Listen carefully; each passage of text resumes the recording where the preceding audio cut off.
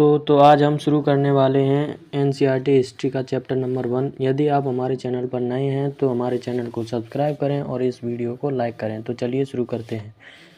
तो आज हम शुरू करेंगे अध्याय नंबर 1, क्या, कब, कहाँ और कैसे। तो चलिए शुरू करते हैं। रशीदा का सवाल। रशीदा घर बैठी अखबार पढ़ रही थी। अचानक उसकी निगाह एक सुर्खी पर पड़ी। 100 साल पहले। वह सोचने लगी कि भला कोई ऐसे कैसे जान सकता है कि इतने वर्षों पहले क्या हुआ था। कैसे पता लगाएं? तो अतीत के बारे में हम कैसे पता लगा सकते हैं? यह जानने के लिए कि कल क्या हुआ था तो हम रेडियो सुन सकते हैं, टेलीविज़न देख सकते हैं या फिर अखबारों को पढ़ सकते हैं।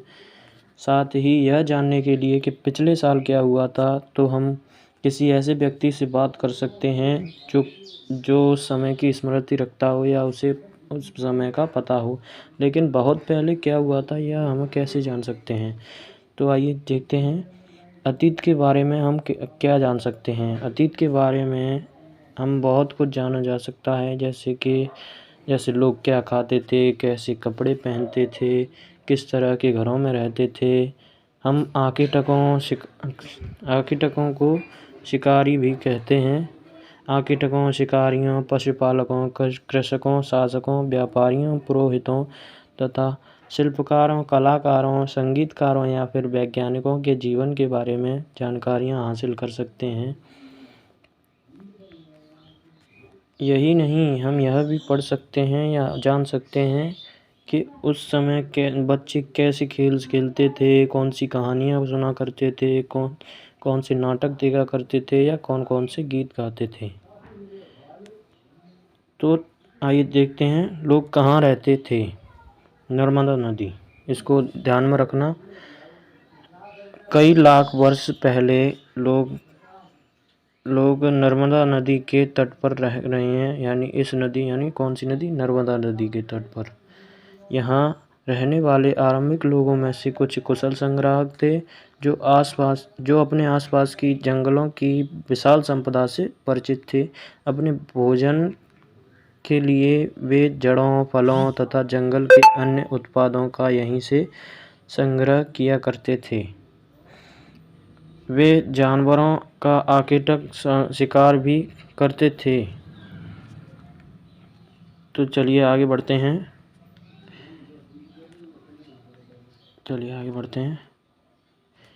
अब तुम उत्तर पश्चिम की सुलेमान और किरतल की पहाड़ियों का पता लगाओ। तो चलिए आइए देखते हैं सुलेमान और किरतल की पहाड़ियाँ कहाँ हैं। ये रही आपकी सुलेमान और किरतल की पहाड़ियाँ। ये सुलेमान और किरतल की पहाड़ियाँ हैं जो कि पाकिस्तान में हैं। पाकिस्तान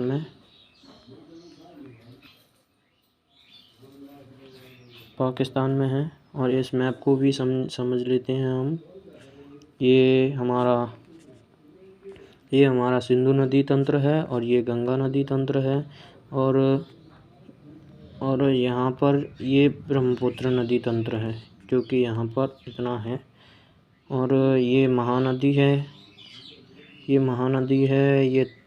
नर्मदा नदी है, ये ताप्ती नदी है, ये गोदावरी नदी है, ये कृष्णा नदी है, ये तुंगभद्र नदी है, ये पेन्नार नदी है और ये कावेरी नदी है। और ये गंगा नदी है, ये यूँ करके जाती है। ये यमुना नदी है, ये चंबल नदी है, ये इसकी सहायक नदियां हैं 2। ये सोन नदी है। देखते हैं इधर की साइड में। अब ये सिंधु नदी तंत्र को भी समझ लेते हैं।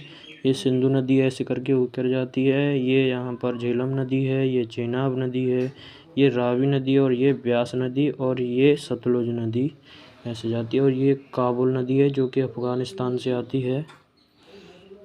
और अब चलो आगे बढ़ते हैं। इसी क्षेत्र में कुछ ऐसे स्थान हैं जहां लगभग 8000 वर्ष पूर्व स्त्री पुरुषों ने इसका विशेष तरीके से ध्यान रखना होगा आपको। स्त्री पुरुषों ने, केवल पुरुषों ने नहीं, स्त्री पुरुषों ने गेहूँ तथा जौ जैसी फसलें को उपजाना आरंभ किया था। सबसे पहली फसल कौन सी थी? गेहूँ और जौ की। उन्होंने भेड़ बकरी, गाय बैल और जैसे पशुओं को पालना शुरू किया। तो फिर ये पशुपालक भी बन गए और ये लोग गाँव में रहते थे इसी वजह से गाँव में रहते थे। ठीक है, चलो आगे बढ़ते हैं। उत्तर पूर्व में गारो तथा मध्य भारत में विंध्य पहाड़ियों का पता लगाओ।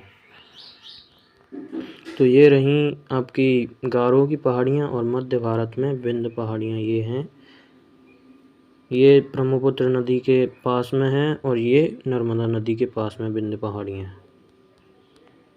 तो चलिए आगे बढ़ते हैं। आगे ये कुछ ऐसे अन्य क्षेत्र हैं जहाँ कृषि का विकास हुआ था। जहाँ चावल पहले उपजाया गया था वे स्थान विंध्य के उत्तर में है, यानी कि यहाँ कहीं भी हो।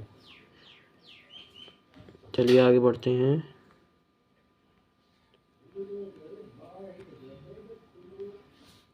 मानचित्र पर सिंधु तथा इसकी सहायक नदियों का पता लगाओ। ये हमने पहले ही आपको बता दिया है। सहायक नदियाँ उन्हें कहते हैं जो एक बड़ी नदी से मिल जाती हैं। लगभग 4700 वर्ष पूर्व इन्हीं नदियों के किनारे, कौन सी नदियाँ? सिंधु नदी की सहायक नदियों के किनारे, इन्हीं नदियों के किनारे 4700 वर्ष पूर्व कुछ आरंभिक नगर फले फूले। आरंभिक नगर कब फले फूले? 4700 वर्ष पूर्व। तो चलिए आगे बढ़ते हैं। गंगा व इसकी सहायक नदियों के किनारे तथा समुद्र तटवर्ती इलाकों में नगरों का विकास हुआ था। कब हुआ था? 2500 वर्ष पूर्व।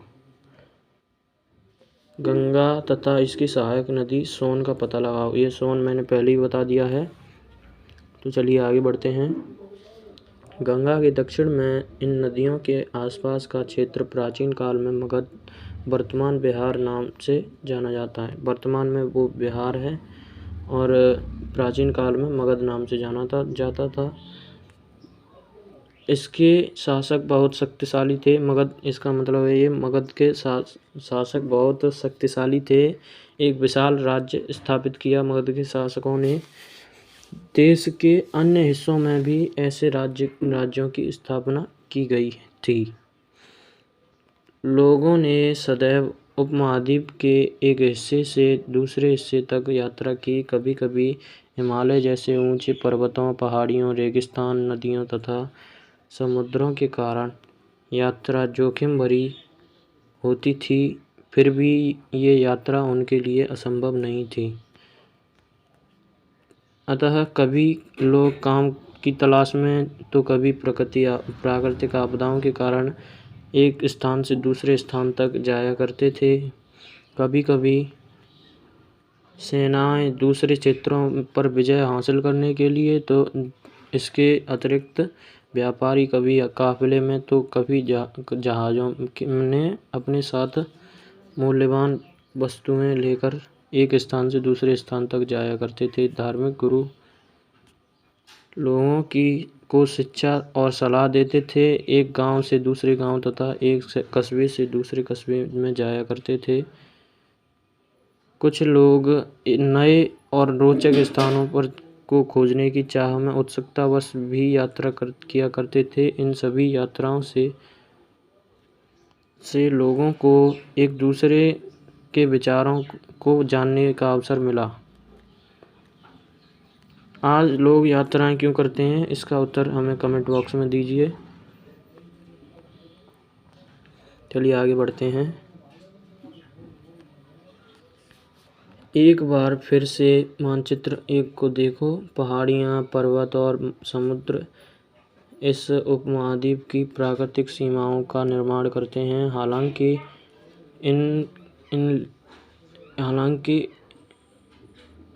लोगों के लिए इन सीमाओं को पार करना आसान नहीं था। लेकिन जिन्होंने ऐसा चाहा वो ऐसा कर सके। उपमहाद्वीप के बाहर से कभी कुछ लोग यहाँ आए और यहीं बस गए।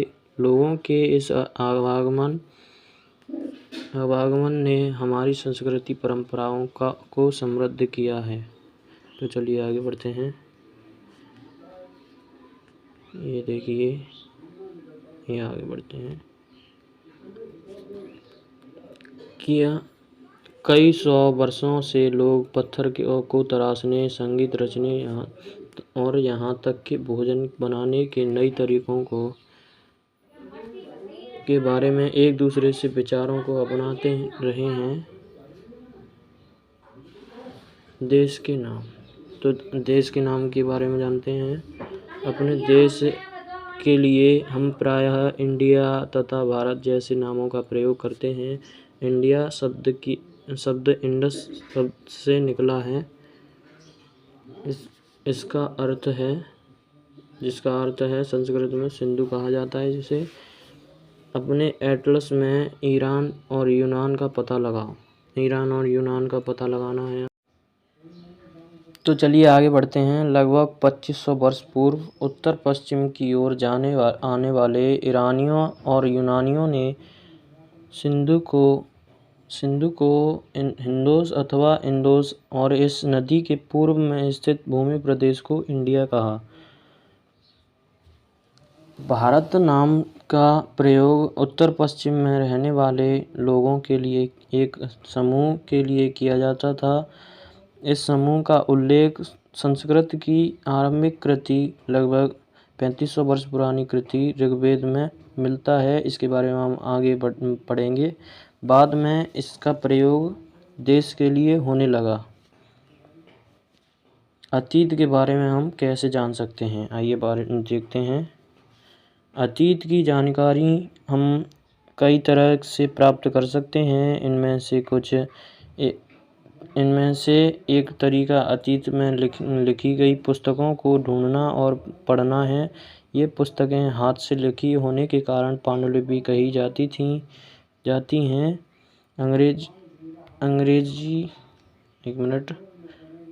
अंग्रेजी में पांडुलिपि के लिए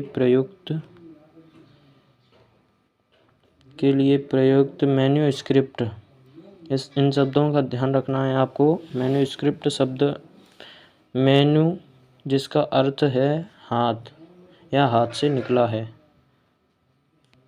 ये पांडुलिपियाँ प्रायः ताड़पत्रों अथवा हिमालय क्षेत्र में उगने वाले भूर्ज नामक पेड़ की छाल से विशेष तरीके से तैयार भोजपत्र पर मिलती हैं।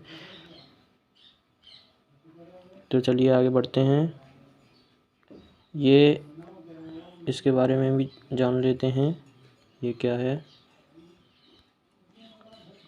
ये ताड़पत्रों से बनी पांडुलिपि का एक पृष्ठ है, जो कि लगभग 1000 वर्ष पहले लिखी गई थी।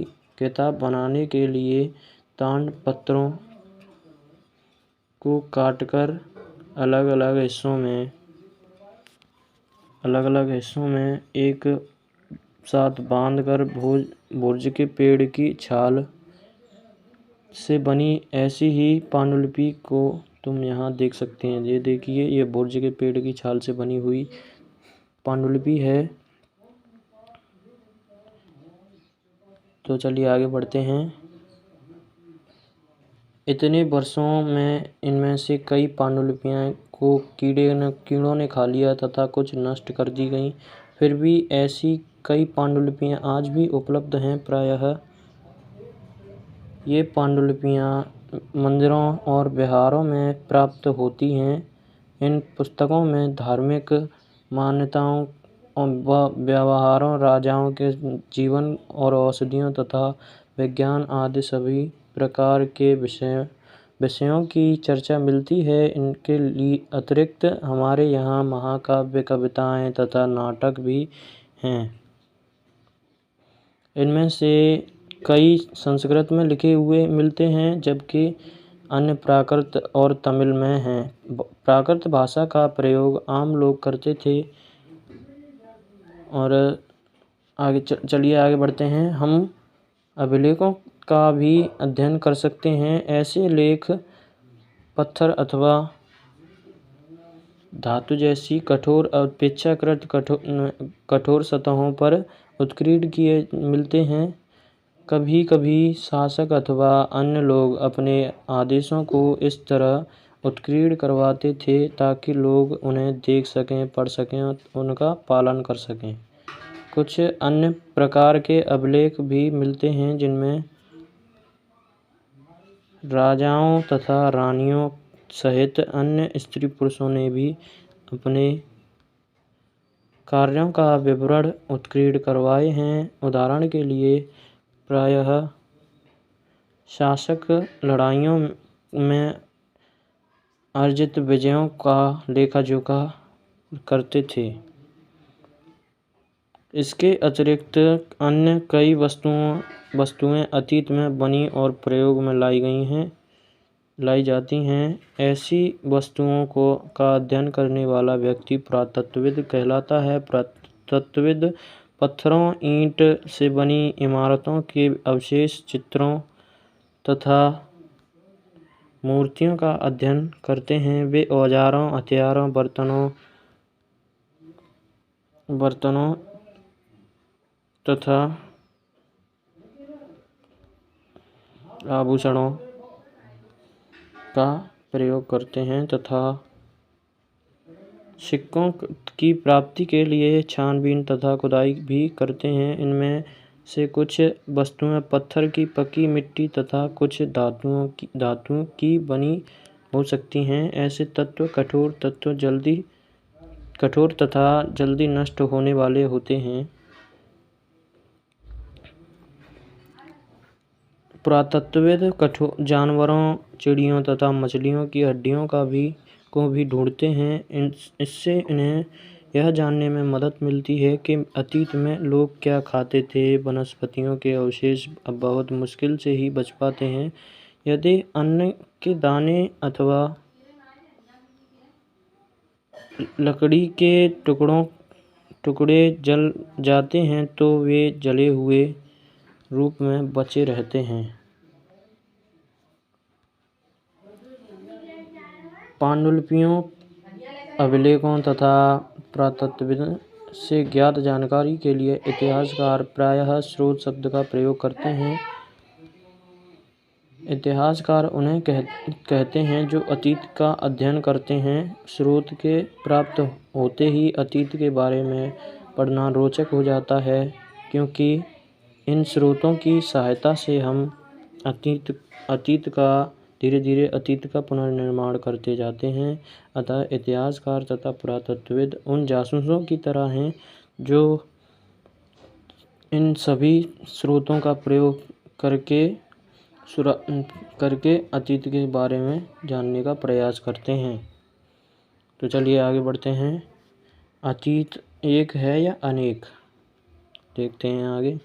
क्या आपने इस पुस्तक में शीर्षक हमारे अतीत पर ध्यान दिया है? यहाँ अतीत शब्द का प्रयोग बहुवचन के रूप में किया गया है। ऐसा इस तथ्य चलिए आगे बढ़ते हैं।